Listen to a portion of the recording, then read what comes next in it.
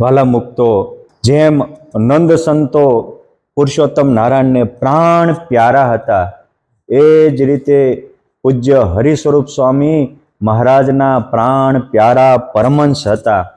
મારે આજે સ્વામીના જીવનમાં પરમહંસો જેવા કે વિરોધાભાસી ગુણો હોય છતાં એક જગ્યાએ જોવા મળે એવા થોડા સ્વામીના સદગુણોની વિશેષતા કહેવી છે.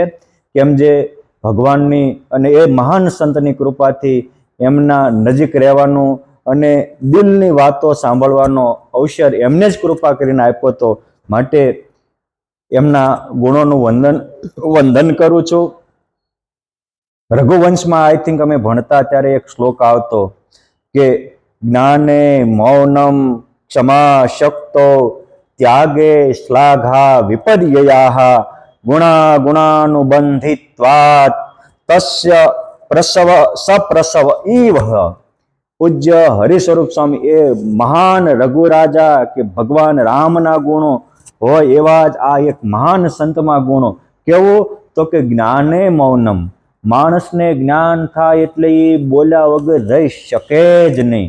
ત્યારે હરિ સ્વરૂપ સ્વામી એક એવા વક્તા હતા કે પૂર્ણ જ્ઞાન હતા છતાં પૂર્ણ મૌન ધારણ કરીને જીવી શકતા હતા. અને ક્ષમા શક્તો, એનું અપમાન કરે, ક્ષમાવાન હતા. પ્રભુને એક સંકલ્પ કરે તો હામાના ફોતરા ઉડી જાય એવી તાકાતવાળા ભગવાન સાથે પોતાની વૃત્તિઓને એક તાર લગાડેલા હતા. ભગવાન સાથે વાતો કરનારા હતા. ગ્રંથોમાં લખ્યું છે કે સંત બોલે તે ભેગો હું બોલું રે, અને સંત ન ભૂલે હું એ ન ભૂલું રે. એ સંત વાત ભેળી કરું વાત, એમ સંતમાં રહી સાક્ષાત. તમે હરિ સ્વરૂપ સ્વામીની કથા સાંભળજો, એક કે એક પ્રમાણ સાથે બોલતા હોય તેમ છતાંય સ્વામીને ક્યારેય તમે સામે ચબરખી પણ નહીં જોલો. કેમ જે જેના અંતરમાં રહીને પરમાત્મા બોલતા હતા, જેની વાતોમાં અહમ મમતાનું સહજ ઘસાતું આવતું હતું, વણ વિચારે પણ વાતો રે આવે એના અંતરથી આવી શક્તિમાન હતા, વક્તૃત્વવાળા હતા, છતાંય શાંત મૂર્તિ હતા. અને ત્યાગ વૈરાગ્યની છટા તો જાણે જન્મજાત હતી. તેમ છતાંય તે પ્રશંસાના યારી નહોતા, પ્રશંસાથી પર વર્તનારા હતા. આજે માણસને થોડોક ત્યાગ આવતો હોય ત્યાં એ પોતાના, અમે તો બપોરે કથા કરવી, વાહ બહુ સારું એમ કહીને બીજાના અવગુણ નાખવામાં માણસ તૈયાર થઈ જાય. અમે જાડા કપડાં પહેરવી છે એમ કરી અને બીજા નથી પહેરતા એમ બીજાના દુર્ગુણો નાખવામાં વ્યક્તિ તૈયાર થઈ જાય. ત્યારે હરિ સ્વરૂપ સ્વામી ભગવાન હારે વાતો કરતા, છતાંય જે એની પાસે ગયા એનામાં હવમાં એને ગુણો નાખ્યા છે, હવની મહત્તા ગાય છે. સ્વામી પ્રશંસાથી પર હતા. એ પોતે એવા વક્તા હતા, માત્ર એને ઝાઝા પ્રવચનો મેમનગર અને એચજીવીપી ગુરુકુળમાં કર્યા છે. થોડા પહેલાના પ્રવચનો પણ છે. એક જગ્યાએ રહીને તેઓએ કથા વાર્તા કરી, છતાં આખું વિશ્વ એની કથા વાર્તા સાંભળતા થઈ ગયા. આ એક વિરોધાભાસી ગુણ છે. ઘણા પોતે વક્તા બનવા પોતાના ઘરના સાઉન્ડ ને ઘરના મંડપ લઈને જતા હોય અને ઘેર ઘેર બેસીને ઠેર ઠેર પ્રચાર કરતા હોય કે અમારી કથા સાંભળજો. અરે ઘણા વક્તાઓ તો મેં એવા જોયા છે કે એને પોતે અમે જ કથા કરતા આવડે છે, માટે તમારે બીજાની કથા સાંભળવી જ નહીં. પણ હરિ સ્વરૂપ સ્વામી એવા હતા, એને ક્યારેય કોઈ દી કોઈની કથા સાંભળતા રોક્યા નથી. અને તેમ છતાંય સમગ્ર વિશ્વ સ્વામિનારાયણ સંપ્રદાયના હોય કે બીજા હોય, સંપ્રદાયની શાખા પ્રશાખાના હોય, એના ગુરુઓ જાહેરમાં નો સાંભળવા દેતો, ખાનગીમાં પણ પૂજ્ય હરિ સ્વરૂપ સ્વામીની કથા સાંભળતા હતા. અને તેમ છતાંય આ એક પામેલા મહાપુરુષ એવા હતા કે લોકો ચાહના કરતા હોય ને એની પાસે જાય, એનો હું સાક્ષી છું. નાનામાં નાના સંત હોય કે તમારી કથાથી મને સમજતો હોય તો એને એ સલાહ આપતા કે તમે તમારા ગુરુ છે એ તમારા માટે હિતાવહ છે, માટે તમે ગુરુને જ પહેલા સ્થાને રાખજો. હજારોને અસત્યમાંથી સત્ય તરફ લાવનારા, અંધકારમાંથી પ્રકાશ તરફ લઈ જનારા, મૃત્યુના મુખમાંથી પરમાત્માનો પરમ માર્ગ બતાવનારા પૂજ્ય હરિ સ્વરૂપ સ્વામી હતા. છતાંય આવા એનામાં વિરોધાભાસી દિવ્ય ગુણો હતા. અને ભક્તિ સાથેની વિરક્તિ એ તો એમનો આગવો ગુણ હતો.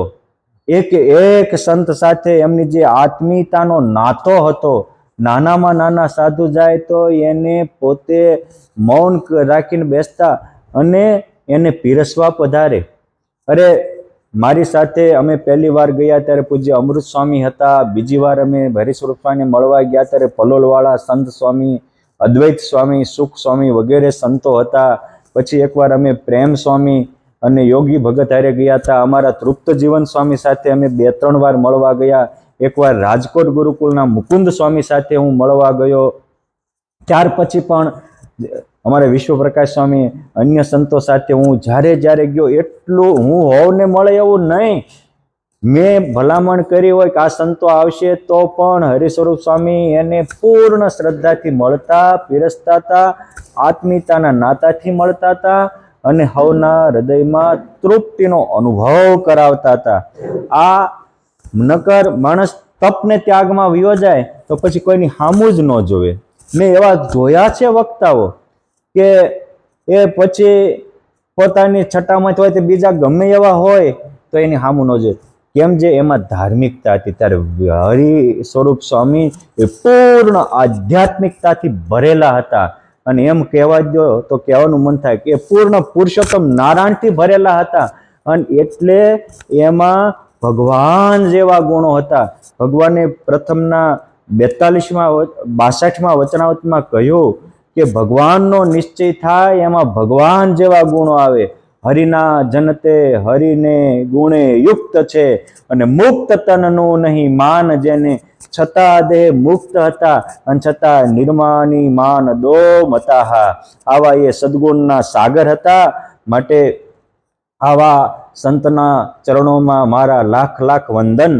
હું એટલી જ સ્વામીને પ્રાર્થના કરું કે સ્વામી, આવું ગુણ હોવા છતાંય ગુણનો દેખાડો ન હોય એવા દિવ્ય ગુણો મારામાં પણ આવે. તપ ને ત્યાગ હોવા છતાંય હંમેશા શાંતિ અને હવમાં ઈશ્વર દર્શન કરી શકું. આપની જેમ નાની નાની પ્રભુ પ્રસાદીની વસ્તુઓમાં પણ પ્રેમથી જોડાઈ શકું અને પ્રભુના મૂળ સિદ્ધાંતોનો રક્ષક બની શકું. એવી મારી ઉપર હજી વિશેષ કૃપા વરસાવતા રહેજો. કેમ? જે ગુણાતીતાનંદ સ્વામીએ કીધું છે કે મોટા સંત ક્યારેય પરોક્ષ થતા નથી. માટે સ્વામીના માનનારા તમામ સેવકોને પણ મારી વિનંતી, દિલથી યાદ કરજો. એ હરિ સ્વરૂપ સ્વામી હરિકૃષ્ણ મહારાજને લઈને આપણી હાજર રહેશે, દિવ્ય દર્શન દેશે અને અલૌકિક આનંદથી ભરી દેશે. જય સ્વામી.